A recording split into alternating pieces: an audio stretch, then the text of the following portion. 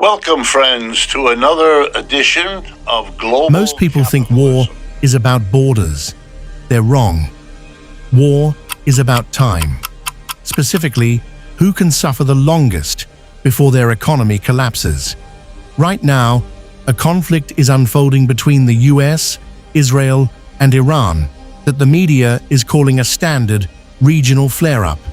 But they're missing the 2,500-year-old shadow behind it. Did you know that every time you fill up your car at a BP station, you are touching the very fuse that started this war in 1909? Today, we're stripping away the propaganda to look at the war of attrition, why the US hasn't won a major conflict since 1945, and how your bank account is currently being punched by a strait in the Middle East you've probably never seen. Welcome to the deep dive into the economics of the Iran conflict. This is Investor Corner, and today we're partnering with the insights of democracy at work to analyze the dimensions of this war that remain murky. We're going beyond the headlines to look at history, oil, and the petrodollar deal that is currently at risk of shattering. If you value independent analysis that connects history to your daily life, hit that subscribe button and ring the bell. We're aiming to hit goal subscribers to keep these documentary-style deep dives free from corporate bias. Let's get into it. To understand why Iran is different from Iraq or Afghanistan, you have to understand Persia.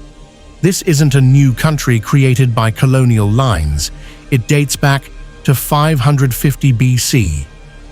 The geography of survival. Explain that Iran is a mountainous fortress with 90 million people.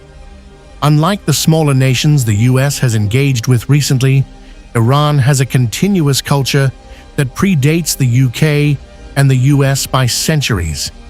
The British/Russian pincer detail how the British, wanting to protect India, and the Russians, seeking a southern border, spent the 19th century trying to control Persia. The Oil Curse, 1909. The discovery of oil changed everything. The Anglo-Persian Oil Company eventually became BP. 1953, the turning point. Mention Prime Minister Mossadegh's attempt to use oil wealth for his people, only to be overthrown by a US/UK-backed coup. This was the handoff from the British Empire to the American Empire. When the British finally left the Gulf in 1971, they didn't just walk away. They carved the desert into 7 tiny, vulnerable, but fabulously wealthy pieces. You know them as the Gulf States: Qatar, Bahrain, Kuwait, the UAE. The deal. These states became gas stations pretending to be countries. The deal was simple.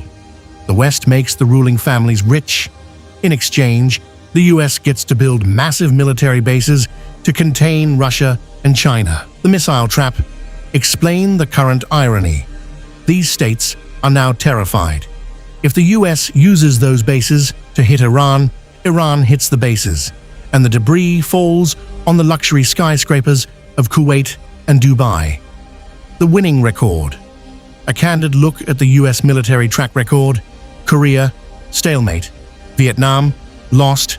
Afghanistan, lost. Iraq, chaos. Why? Because electronic warfare, drones/missiles, has leveled the playing field against a nation as large and industrialized as Iran. Now let's talk about your pocketbook. This war isn't just over there. It's in your gas tank. The Strait of Hormuz. 20% of the world's oil passes through this tiny bottleneck. If Iran closes it, which they can, global supply vanishes. Inflation.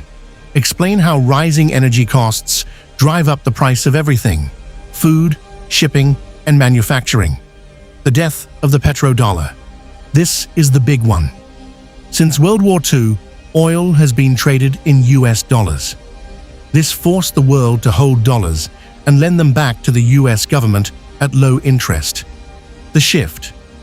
If Iran, backed by Russia and China, moves away from the dollar, the US can no longer fund its massive deficits cheaply. Interest rates will skyrocket, and the American empire faces a structural decline. As the famous saying goes, the first casualty of war is the truth. Both sides will exaggerate. Both sides will hide their losses. But the numbers don't lie. Between a proposed $1.5 trillion defense budget and the rising cost of living, the American people are paying for this war before a single boot even hits the ground. Is this a forever war we can afford to keep fighting? Or are we witnessing the messy, expensive end of an era? Let me know your thoughts in the comments. Do you think the economic cost will eventually force a peace treaty? Thanks for watching. For more on the intersection of global capital and history, check out our playlist here. I'll see you in the next one.